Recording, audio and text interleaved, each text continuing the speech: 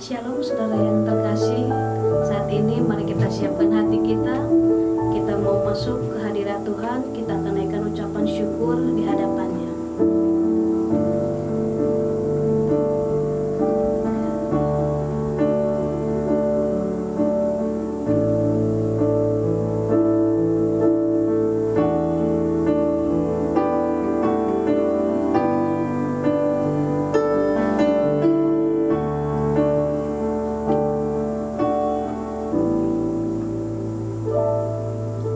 Ajaib sungguh anugerah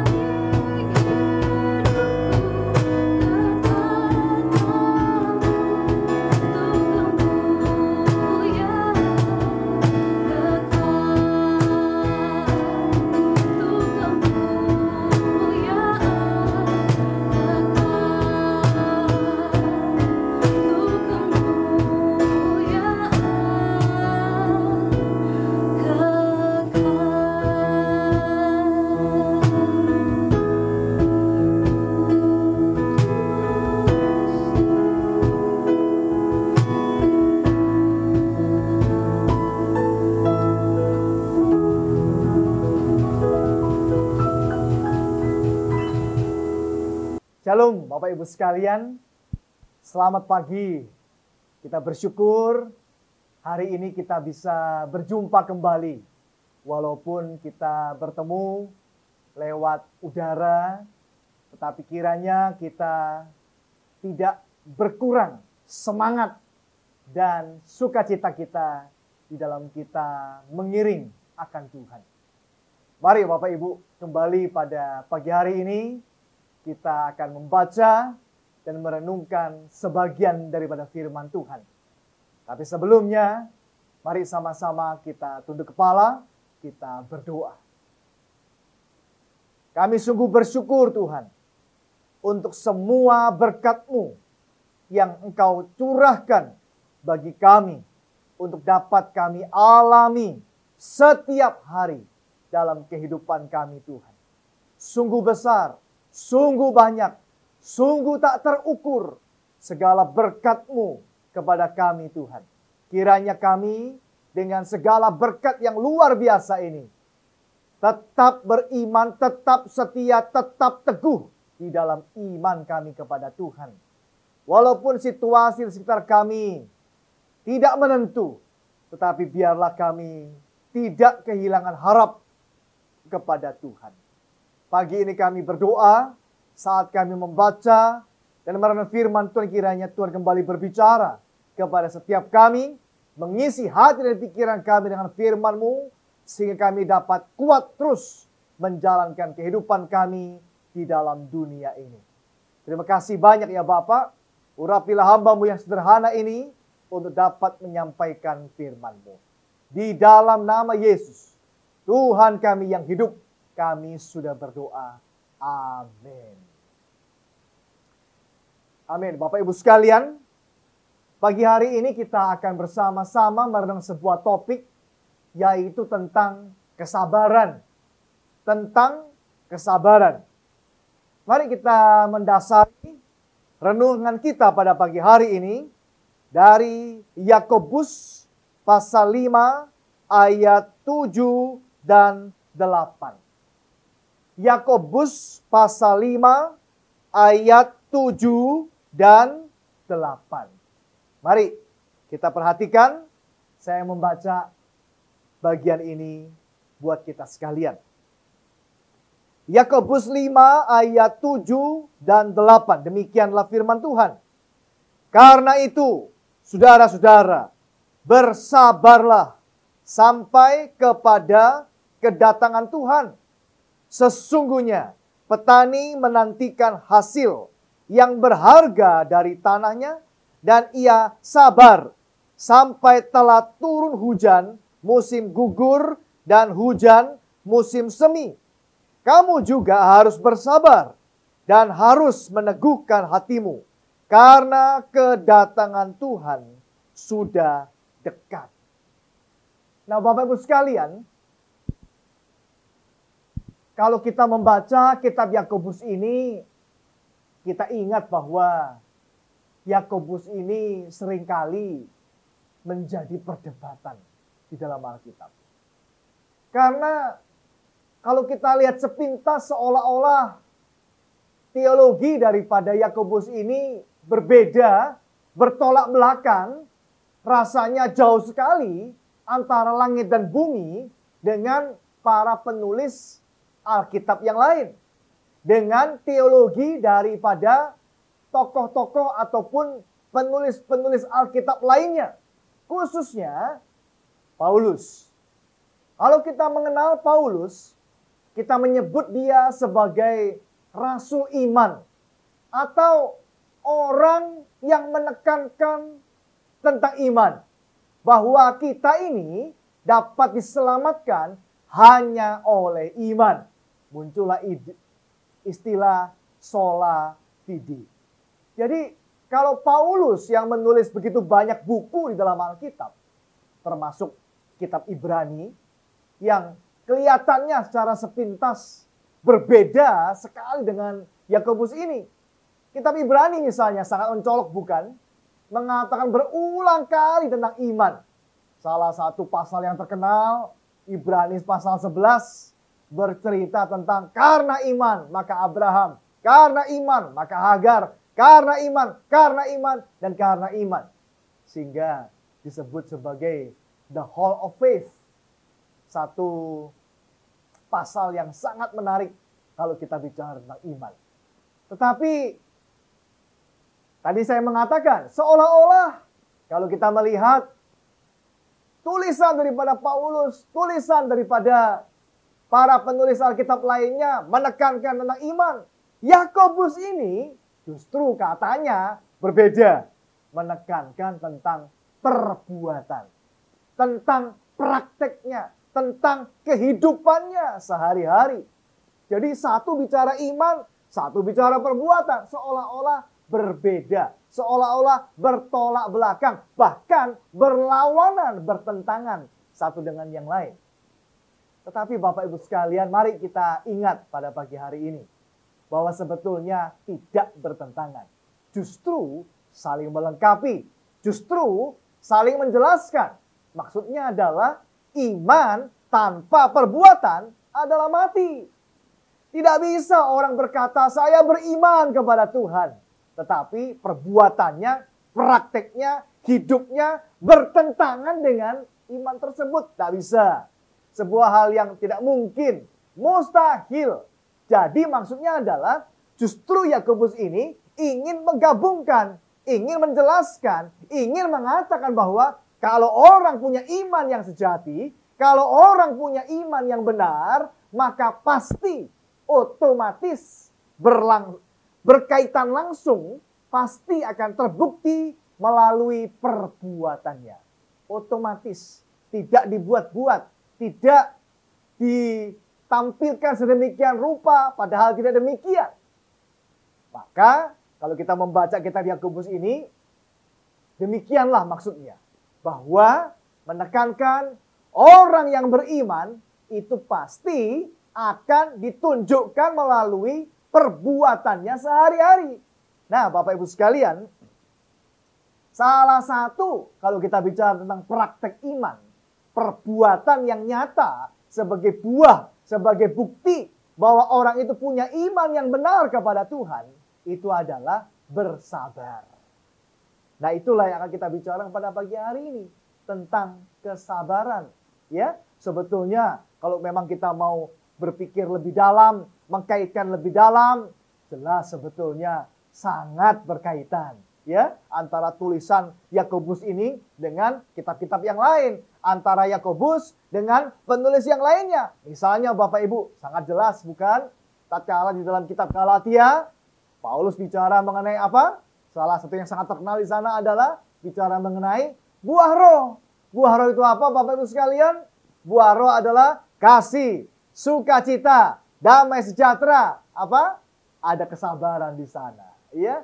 Jadi jelas sekali bahwa Paulus juga bicara tentang kesabaran. Tapi seolah-olah orang-orang mengatakan, beda. Di sana tentang iman, di sini tentang perbuatan.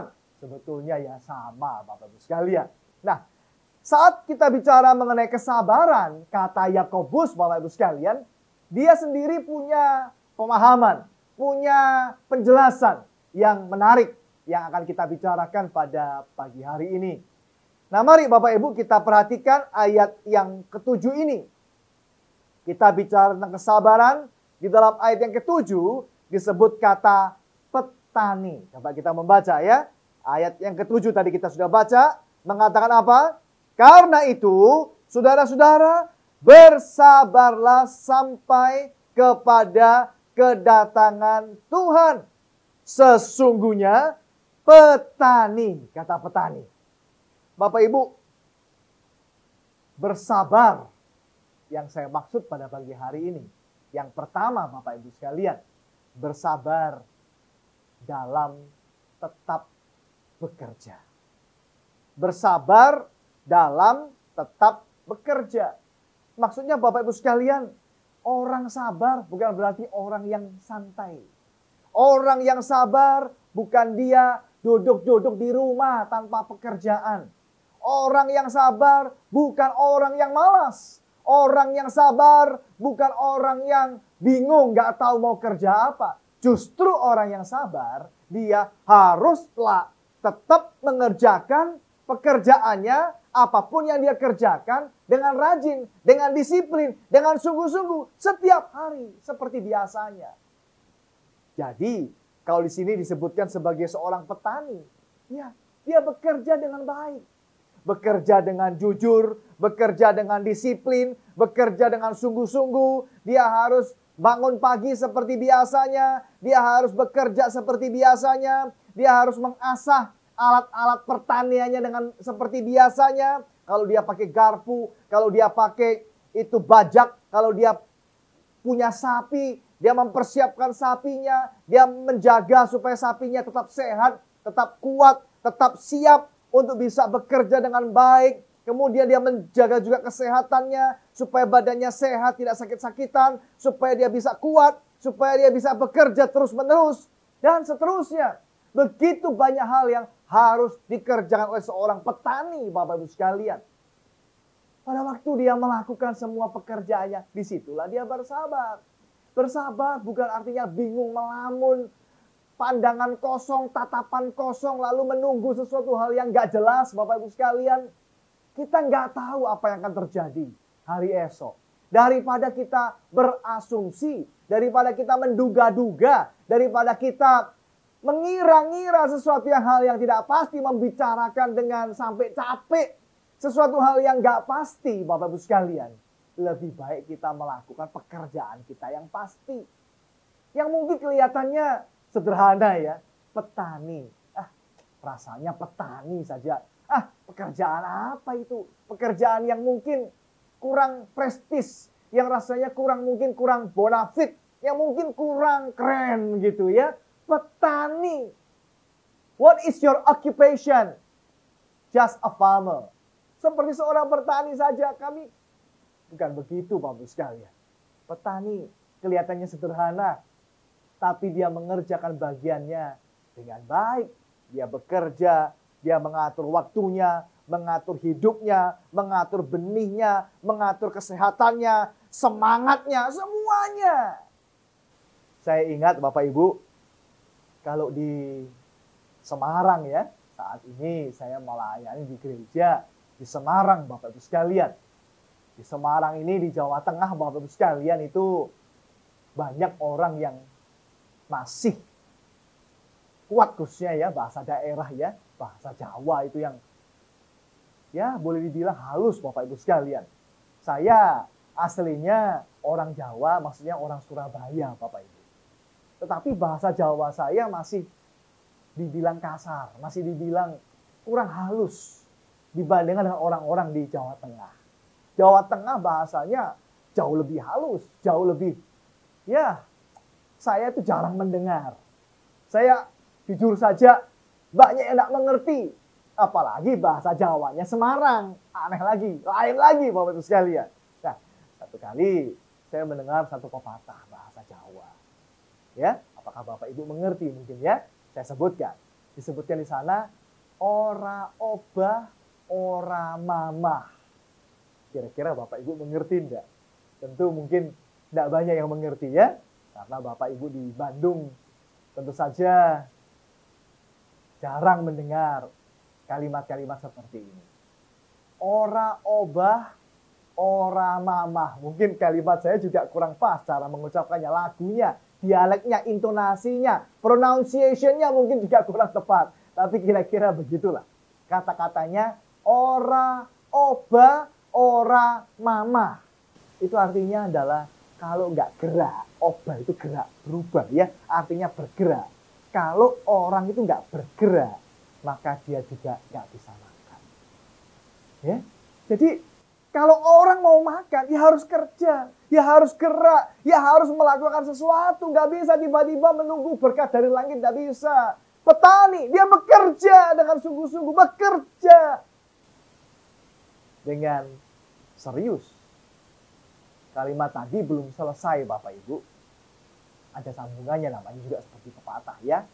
Dikatakan di sana, ora obah, ora mamah.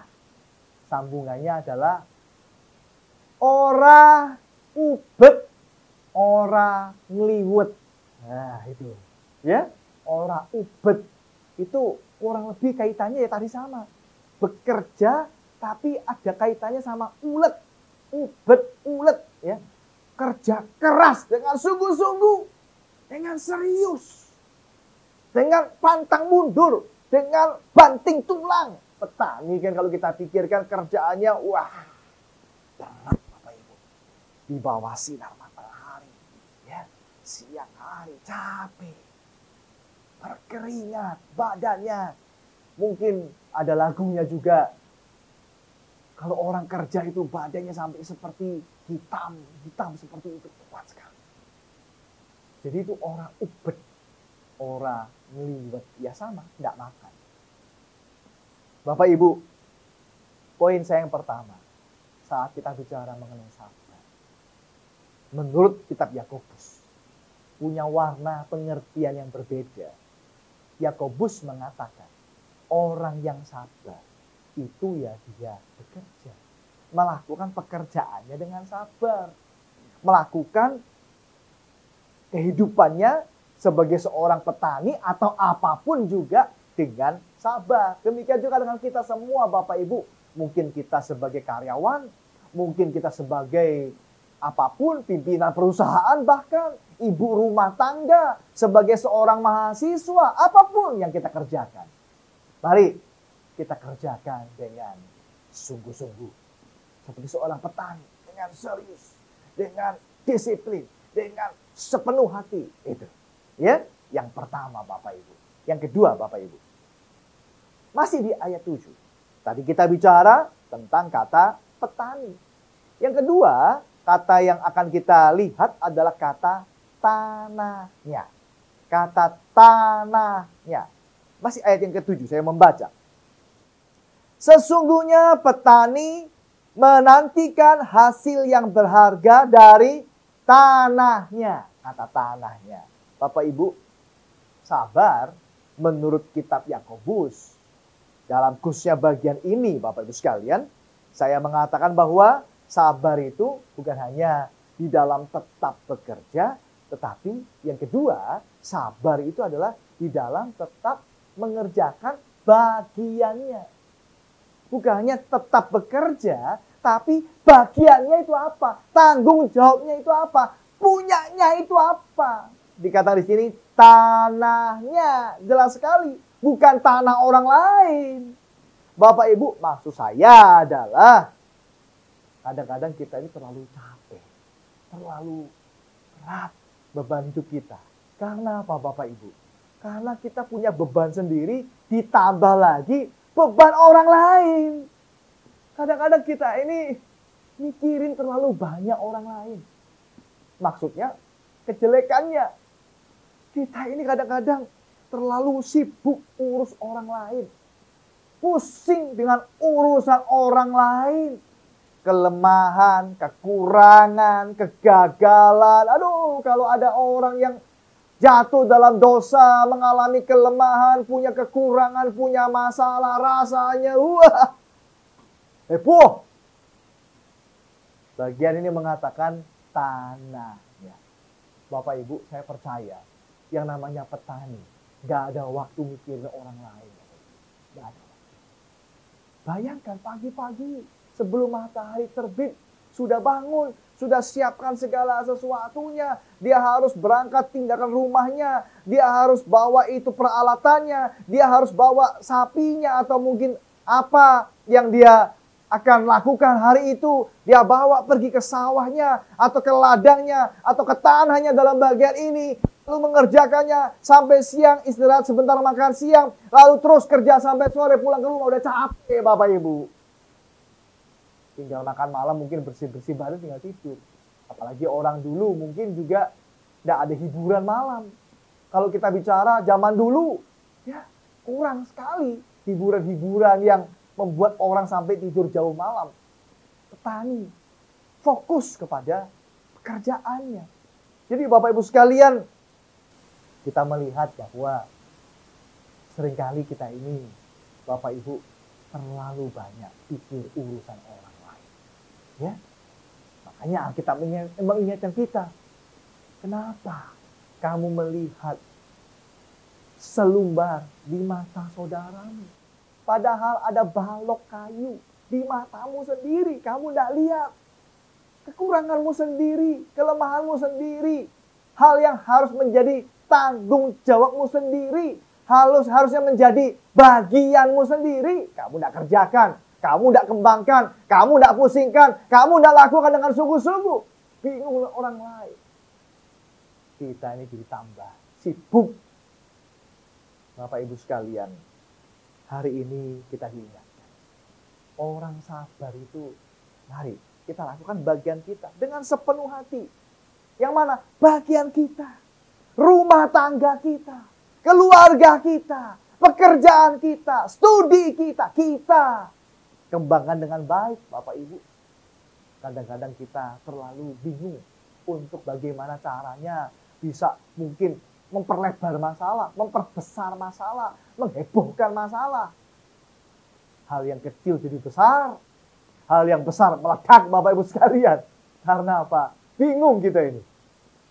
Satu kali seorang guru di kelas SMP, Bapak Ibu sekalian.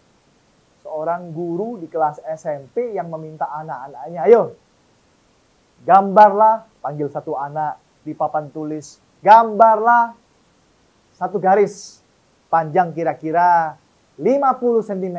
Bikin 50 cm. Ya, seorang anak maju 50 cm dia bikin. Kemudian dia panggil anak yang kedua, ayo buatlah garis. Kalau tadi 50 cm, sekarang buatlah garis yang lebih panjang. Ya, lebih panjang daripada garis yang sudah dibuat oleh temanmu. Ya, caranya bagaimana Bapak Ibu sekalian? Caranya gampang. Ya, caranya adalah dengan menghapus punyanya yang 50 cm tadi, dihapus, kemudian dia bikin garis yang seperti tadi, 50 cm, tapi temannya dihapus. Dia bikin saja, mau bikin 50, mau bikin 60, tapi punya teman dia dihapus. Dia panggil yang ketiga, anak ketiga maju ke depan, buatlah garis yang lebih panjang. Dihapus lagi orang yang kedua tadi. Yang pertama sudah dihapus, yang kedua dihapus lagi. Dia bikin sendiri garis yang lebih panjang daripada temannya yang satu dan kedua. Dengan cara menghapus punya temannya tadi. Kok sibuk amat, kok repot amat pakai hapus-hapus. Maka dia panggil anak yang keempat. Anak yang keempat, dia bikin garis yang jauh lebih panjang. Tidak diukur berapa. Tidak usah dipusingkan, mau dihapus-hapus temannya, dia bikin aja garis lebih panjang. Maka garisnya lebih panjang, kelihatan jauh daripada repot-repot ngurusi garis temannya. Bapak Ibu yang kekasih, hidup kita seringkali kita terlalu repot ngurusin orang lain. Sudah, mari kita lebih banyak kembangkan diri kita. Kembangkan kemampuan kita. Kembangkan skill kita. Kembangkan talenta kita, kembangkan keluarga kita, kembangkan anak-anak kita, kembangkan pelayanan kita, kembangkan segala apa yang Tuhan telah percayakan dalam hidup kita, kembangkan karunia Tuhan kepada hidup kita. Kembangkan, Bapak Ibu sekalian. Itulah bagian kita. Kalau kita mengerjakan semua itu, kita tidak akan terlalu sibuk, tidak akan terlalu repot, tidak ada waktu untuk mikir yang lain, Bapak Ibu sekalian. Yang ketiga, yang terakhir, Bapak Ibu. Sabar itu bukan hanya tetap bekerja, tetap di dalam bagiannya. Yang ketiga, tetap bijaksana. Bapak Ibu, coba perhatikan ayat yang ke-7 ini, masih ayat yang ke-7. Dikatakan pada bagian yang terakhir, dikatakan apa? Dan ia sabar sampai telah turun hujan musim gugur dan hujan musim semi. Hujan musim gugur dan hujan musim semi. Kenapa saya mengatakan bijaksana? Maksudnya adalah Bapak Ibu, kan kita itu perlu lihat waktu, perlu lihat musim, perlu lihat zaman, perlu lihat apa yang ada. Nah, seperti kita hari ini Bapak Ibu. Hari-hari seperti ini kita dituntut sangat kreatif.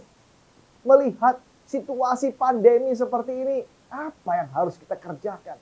Apa yang harus kita lakukan supaya kita bisa tetap survive? supaya kita tetap bisa bertahan, berkembang, mendapatkan rezeki daripada Tuhan, bekerja dengan cara barangkali kreativitas kita ditantang, dipacu untuk bukan hanya mengerjakan pekerjaan kita yang biasa saja, itu kita lakukan, tapi juga yang lebih lagi. Gunakanlah waktu. Mungkin kalau sebagian orang mengarahkan ke tanaman, mungkin ke arah modifikasi barang-barang, mungkin ke arah pelihara hewan-hewan tertentu, mungkin ke arah membentuk makanan-makanan kuliner-kuliner yang sekarang waduh kita melihat kreativitas orang luar biasa Bapak Ibu sekalian. Bermunculan luar biasa. Kita tidak bisa merubah zaman. Tidak bisa merubah situasi. Daripada kita marah-marah, daripada kita kecewa kepada Tuhan, daripada kita bersungut-sungut, kenapa pandemi, kenapa corona, kenapa susah, kenapa covid, kenapa orang sakit, kenapa. Daripada kita bilang, kenapa musim gugur, kenapa musim semi. Itu sesuatu hal yang kita tidak perlu pusingkan. Kita dituntut, ditantang untuk bisa melakukan, mengembangkan diri kita nih, kreativitas dengan lebih luar biasa, bijaksana. Kita lihat strategi hidup kita, bagaimana. Ya seperti hari ini gereja, sama juga. Gereja, dulu-dulu mana ada yang seperti ini Bapak Ibu.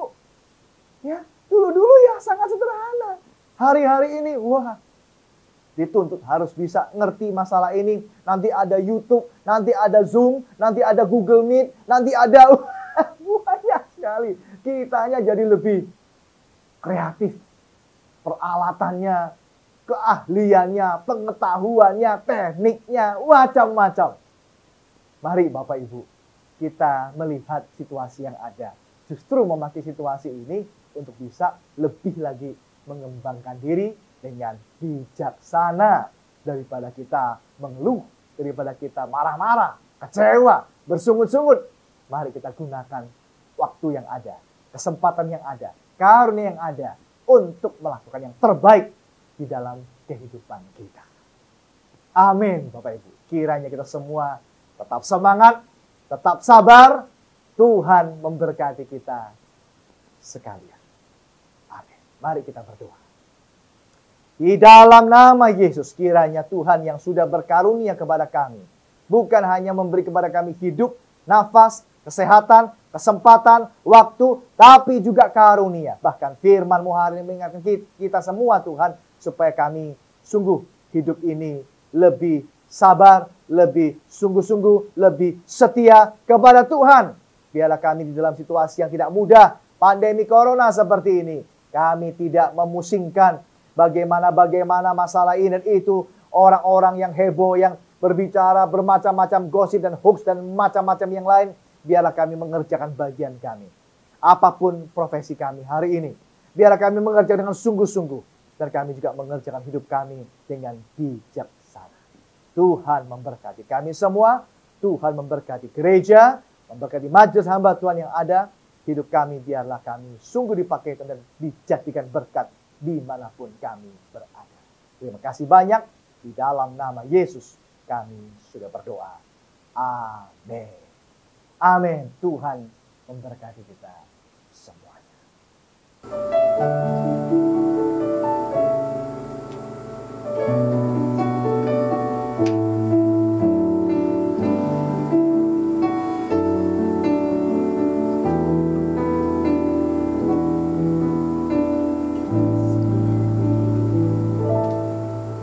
Tuhan tak pernah janji langit selalu biru, tetapi Dia berjanji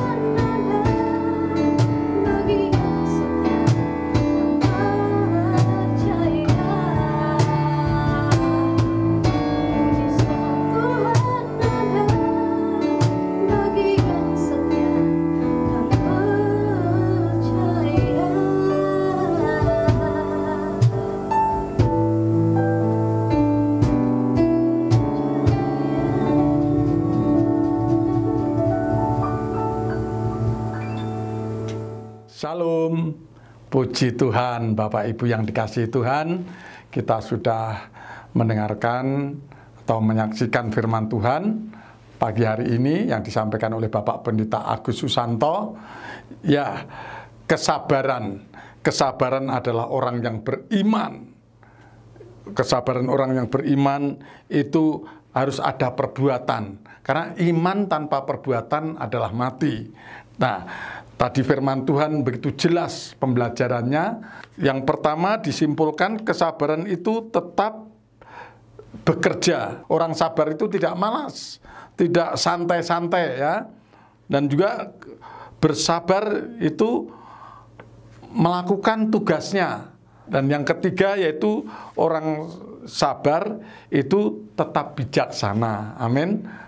Orang sabar itu tetap bijaksana. Nah, mari kita sehati berdoa. Kita mengucap syukur kepada Tuhan. Pagi hari ini kita diberi kesehatan, sukacita semua. Mari kita sehati berdoa. Sebelumnya saya ucapkan terima kasih kepada Bapak Pendeta Agus Susanto yang sudah menyampaikan firman Tuhan pagi hari ini. Tuhan memberkati dan Tuhan pakai pelayanan Pak Agus Susanto di Semarang. Puji nama Tuhan. Bapa di dalam surga, Bapa yang kami kenal, kami sapa di dalam Tuhan Yesus Kristus. Terima kasih Tuhan buat firman-Mu pagi hari ini yang mengajarkan kami untuk tetap bersabar. Terima kasih Tuhan buat pencerahan pagi hari ini, biar boleh menjadi rema di dalam kehidupan kami. Tuhan memberkati seluruh jemaat Tuhan GPP Sejahtera dan seluruh pemirsa yang mengikuti ibadah pagi hari ini. Kami percaya firman-Mu ya dan amin. Tuhan memberkati orang yang sabar. Sabar adalah buah-buah roh, di mana orang yang sabar adalah kekasih Tuhan. Terima kasih Tuhan. Pakai terus Tuhan hamba-Mu Bapak Pendeta Herman untuk menggembalakan domba-domba-Mu jemaat Tuhan GPP Sejahtera. Dan Tuhan pakai juga keluarga Bapak Hasan untuk menjadi alat saluran berkat-Mu dalam ibadah online pada saat ini. Tuhan, Engkau memberkati proyek-proyek Pak Hasan. Tuhan sanggup membukakan ladang-ladang, sanggup membukakan sumber-sumber dari sumber-sumber manapun untuk proyek di Bandung atau di Jakarta atau di Jawa Barat. Tuhan campur tangan dalam pergumulan keluarga Pak Hasan. Terima kasih Tuhan, terima kasih. Tuhan memberkati juga seluruh guru-guru sekolah minggu, pembina remaja yang ambil bagian juga pagi hari ini untuk mereka mengasihi anak-anak sekolah minggu dan remaja, menyampaikan kebenaran firman-Mu. Urapi terus Tuhan guru-guru sekolah minggu maupun pembina-pembina remaja, supaya anak-anak remaja dan anak-anak sekolah minggu juga imannya tetap berakar, bertumbuh di dalam Engkau sehingga berbuah-buah lebat. Berkati anak-anak remaja dan sekolah minggu juga Tuhan dalam bangku sekolah mereka yang sampai saat ini mereka masih online. Tuhan, kami percaya Tuhan memagari, melindungi semuanya. Tuhan campur tangan buat guru-guru sekolah minggu maupun pembina remaja. Tuhan berkati seluruh jemaat Tuhan GPP Sejahtera. Yang lemah Engkau kuatkan, yang sakit oleh bilur-bilur-Mu Engkau sembuhkan, yang menghadapi masalah persoalan, baik masalah rumah tangga, masalah pekerjaan, masalah ekonomi, usaha.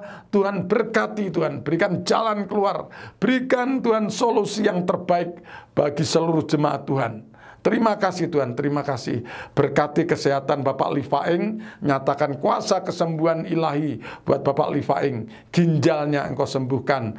Berkati keluarga Ibu Koni, buat Ekel juga Tuhan berkati supaya ada kemajuan. Juga buat keluarga Bapak Dr. Hari di Purwakarta, Tuhan, yaitu anak Niko, Tuhan jamah supaya ada perubahan Tuhan.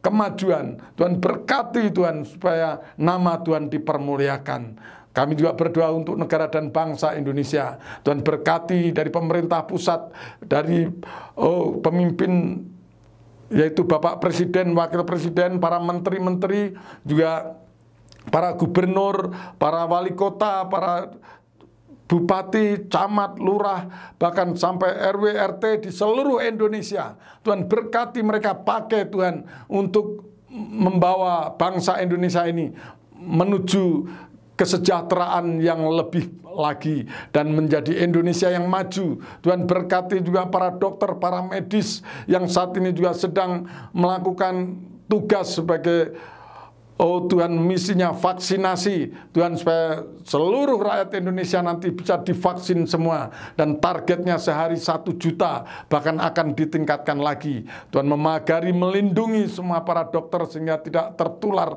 oleh COVID-19 ini Tuhan. Berkati juga para dokter, para medis yang bertugas di rumah sakit menanganin para penderita COVID-19 ini Tuhan.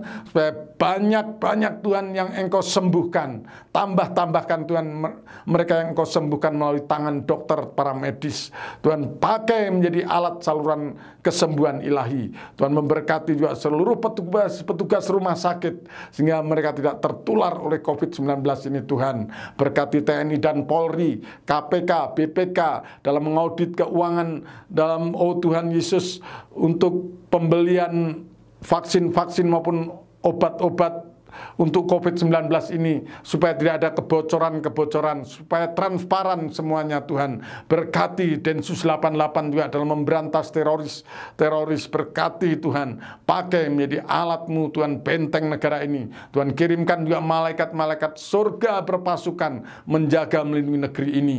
Karena kami tahu Tuhan, sia-sialah tentara, polisi berjaga-jaga kalau bukan Tuhan yang menjaga negeri tercinta ini. Terima kasih Tuhan, terima kasih.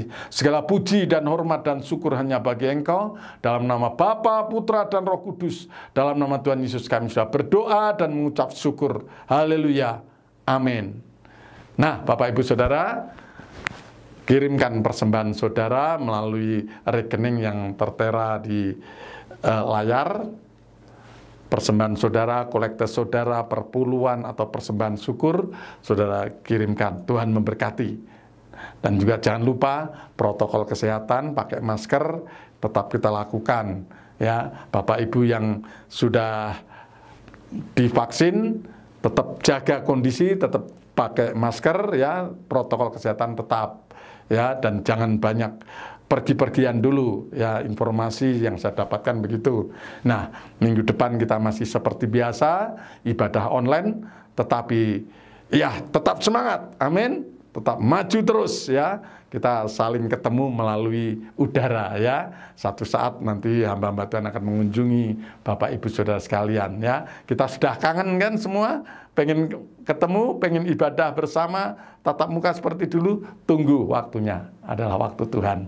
Shalom, selamat hari Minggu, Tuhan berkati. Mari kita mengangkat tangan, kita menerima berkat Tuhan. Tuhan memberkati engkau dan melindungi engkau. Tuhan menyinari engkau dengan wajahnya dan memberi engkau kasih karunia. Tuhan menghadapkan wajahnya kepadamu dan memberi engkau damai sejahtera. Terimalah segala berkat terbaik yang sudah Bapa sediakan bagimu. Kasih karunia daripada Tuhan Yesus Kristus dan persekutuan dengan Roh Kudus senantiasa menyertai kami sekalian, mulai pagi hari ini sampai Maranatha, Tuhan Yesus datang kembali. Di dalam nama Tuhan Yesus Kristus, kami bersyukur dan berdoa padamu. Amin.